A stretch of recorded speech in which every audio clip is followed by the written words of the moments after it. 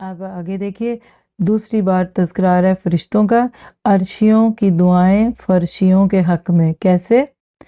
الذین یحملون العرش ومن حولہ، عرش کے اٹھانے والے، یہ فرشتوں میں ایک اعلیٰ درجے کے فرشتے ہیں، آج 4 ہیں، قیامت کے دن 8 ہوں گے، اور اس کے پاس والے فرشتے اپنے رب کی تسبیح حمد کے ساتھ ساتھ کرتے ہیں اور اس پر ایمان رکھتے ہیں، اور وہ ایمان والوں کے لیے استغفار کرتے ہیں، کہتے ہیں کہ ہمارے پروردگار تو نے ہر چیز کو اپنی بخشش اور علم سے گھیر رکھا ہے، بس انہیں بخش دے جو توبہ کریں اور تیری راہ کی پیروی کریں، اور تو انہیں دوزخ کے عذاب سے بھی بچا لے۔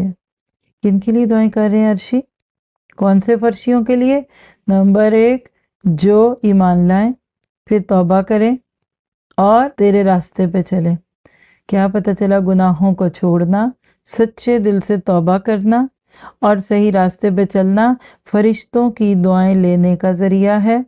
اب فرشتوں کی دعائیں سنیے، اور اللہ کرے یہ ساری دعائیں آپ کے حق میں بھی لگ جائیں، اور آپ اپنے اپنی جگہوں پہ اپنے اپنے گھروں میں بیٹھے ہوئے فرشتوں کی یہ دعائیں لیں، کیونکہ آپ بڑی محبت سے، خاموشی سے، بغیر کسی ڈسٹریکشن کے، بغیر اٹھے، بغیر کوئی اور کام کیے اللہ کا یہ کلام سن رہے ہیں۔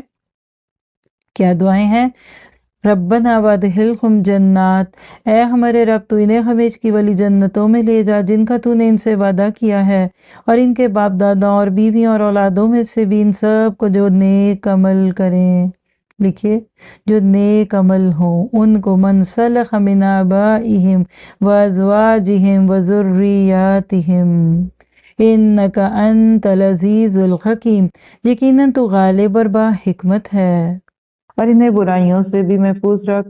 حق تو یہ ہے کہ تو نے جسے برائیوں سے بچا لیا اس پر تو نے رحمت کر دی، اور بہت بڑی کامیابی تو یہی ہے۔ کس کے لیے دعا ہو رہی ہے؟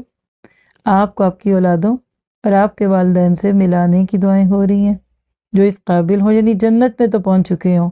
جو جنت سے باہر رہ گئے نا اس کو دعائیں نہیں لگیں گی، ہاں جنت میں چلے گئے تو درجوں کے فرق کے ساتھ اللہ ملائے گا۔ صحیح حدیث سے پتہ چلتا ہے کہ جنتی جب جنت میں جائے گا تو اس کی خواہش ہوگی کہ میں اپنی اولاد کو بھی دیکھوں، ملوں۔ اب ہو سکتا ہے کہ اولاد کبھی نیچے کے درجے میں ہو، ابھی اوپر نہ آئی ہو، تو اللہ تعالیٰ اولاد سے ملانے کے لیے اس کو نیچے نہیں بلکہ اولاد کو اوپر لے آئے گا۔